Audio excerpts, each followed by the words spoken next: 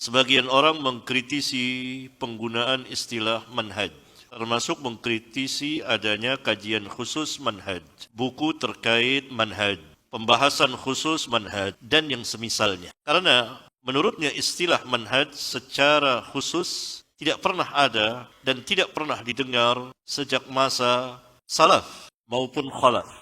Yang ada sejak dulu adalah istilah aqidah, bukan manhaj. Maka dari itu, di sekolah-sekolah dan di universitas-universitas pun tidak ada pelajaran atau pembahasan khusus manhaj. Yang ada adalah akidah. Jadi istilah manhaj ini diadakan untuk mengkotak-kotakkan kaum muslimin. Apakah hal ini benar, Ustaz? Saya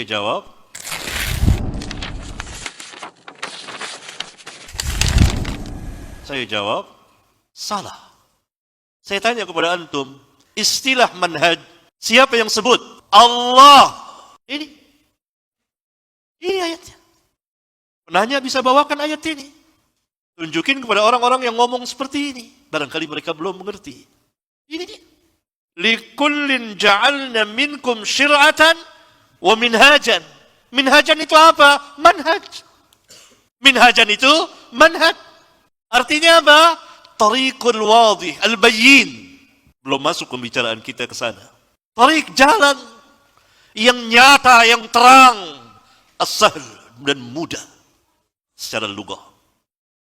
Ini dia. Minhajan. Allah langsung yang sebut. Cukup bagi kita Allah tabaraka wa ta'ala yang menyebutnya. Dan dibaca oleh Nabi yang mulia alaihi salatu wassalam, dibaca oleh para sahabat, dihafal oleh mereka, dan mereka menyikapinya begini manhaj itu. Nah, mengapa tidak seperti yang ditanyakan ini? Ada kalanya orang belum mengetahui, ada kalanya sudah mengetahui, tetapi dimasukkan ke dalam pembicaraan al-aqidah. Jadi manhaj dengan aqidah itu sama, sebagaimana dikatakan sebagian ulama.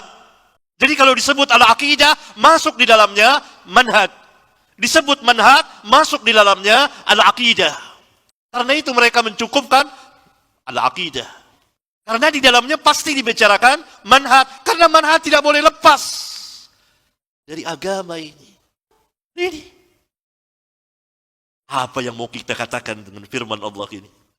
Mau ditolak nggak mungkin. Murtad. Mau dipahami secara lain, ditafsirkan ke sana kemari seperti Jahmiyah gitu. Dan pembicaraan ulama tentang manhaj banyak. Tidak disebut di sekolah-sekolah, di universitas, itu kekurangan. Barangkali di lain waktu dimasukkan. Harus ada pelajaran manhaj.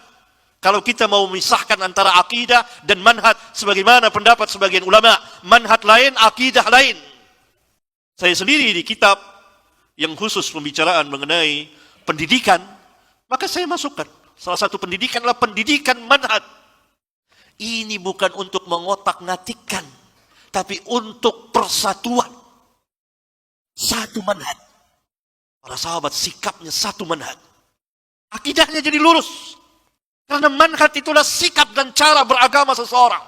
Kalau cara beragama saudara seperti khawarij, maka akidah saudara pun akan terbentuk, atau umumnya atau ghalibnya terbentuk seperti khawarij. Kalau manhaj saudara, manhaj kaum batiniyah, maka akidah saudara akan terbentuk ghalibnya seperti akidah kaum batiniyah. Karena manhaj yang akan mengantarkan dan membawa seperti apa akidah saudara, seperti apa peribadatan saudara, seperti apa muamalat saudara, seperti apa adab dan akhlak saudara. Itu manhaj.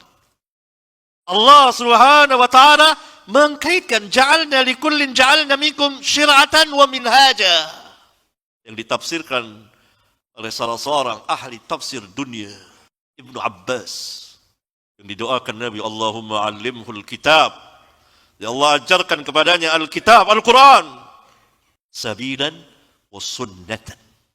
Itu manhaj. Sunnah itu manhaj. Itu terkenal dengan manhajur Rasul, yang kemudian diterapkan oleh para sahabat dari manhajus sahabah. Jadi ada namanya ini. Al-Quran, Rabbuna langsung yang sebut. Kalau manhaj kita menyimpang, maka menyimpang semuanya. Kalau manhaj kita mengikuti manhaj sahabat, tidak ada kaum Raibidah itu. Manhaj sahabat ini. Itu ada ya, sini nih ayatnya.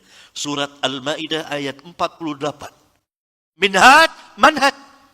Silakan lihat di kamus-kamus besar bahasa Arab atau di kamus apa saja.